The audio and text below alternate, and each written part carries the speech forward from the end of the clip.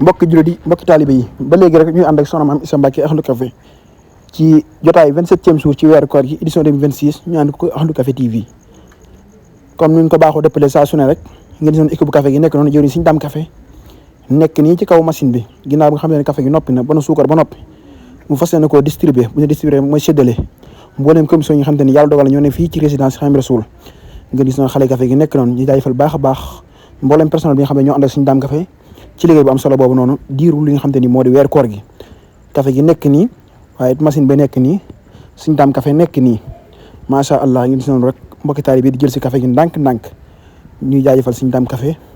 ci liggéey bu am solo bi nga xam te ni mi ngi ko ànd ak soxna Maam Issa Mbacké Ahlu Café diiru li nga xam te ni moo di weer koor gi ngeen gis noonu rek ñu jaajëfal baax a baax mboolem ñu àndal mi xale yi muy mag ñi waaye nag ku ne xam na ne waxtu dog daanaka lu bëreetut ba tax na mbokki taalibe fu ne la ñu bawoo daal di ñëw toog ci lal yi ngir taaxirlu li nga xam moo di waxtu bi incha allah ngir ñu fas yéene amal li nga xam ne moo di dogg fii ci Touba résidence Xaadimu Rasuul bi nga xam ne ni moo janoog li nga xam ne moo di jumaa ji macha allah ngeen gis noonu rek sàppe góor yàlla yi nekk nii nga xamante ni góor yi yëpp ñu ngi toog tiim li nga xam moo di seen i kaas di taaxir xeerloo ngir waxtu bi jot ngir ñu fas yéene amal li nga xam moo di seen dog ñu jaajëfal baax soxna Maam Issa Mbacké Ahlu Café di doom Serigne Modou Faty Khary Serigne Modou Faty Khary Serigne Massamba di njiital ONG Ahlu Café Touba waaye nag sàppe góor yàlla yi ba léegi rek ñoom tamit ñu ngi nii toog nga xamante ni moom kenn ku ne yaa ngi tiim say kaas ak say mburu ak li nga xam ne moo di cab tàndarma macha allah di taaxirlu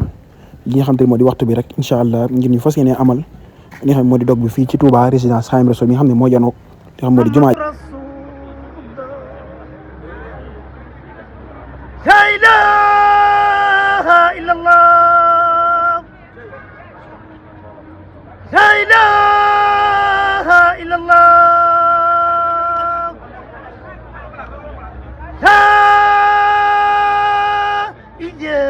الله محمد رسول الله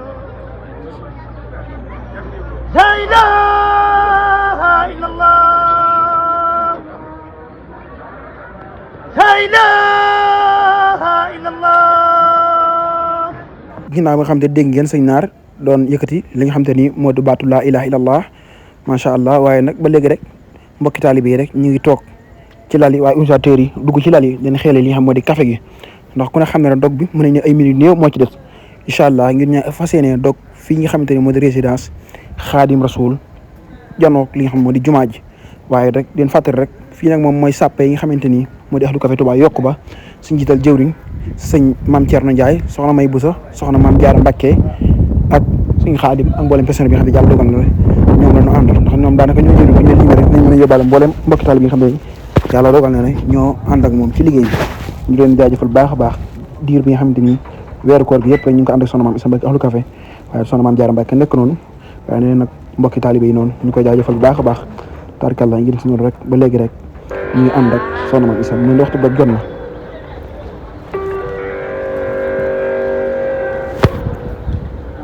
ginnaaw bi nga xam ne jumaa ji sonn na kon def leen bàyyi leen nag li nga xam te ne moo ne mbokki taalibe bi bu subaata jàmm incha allah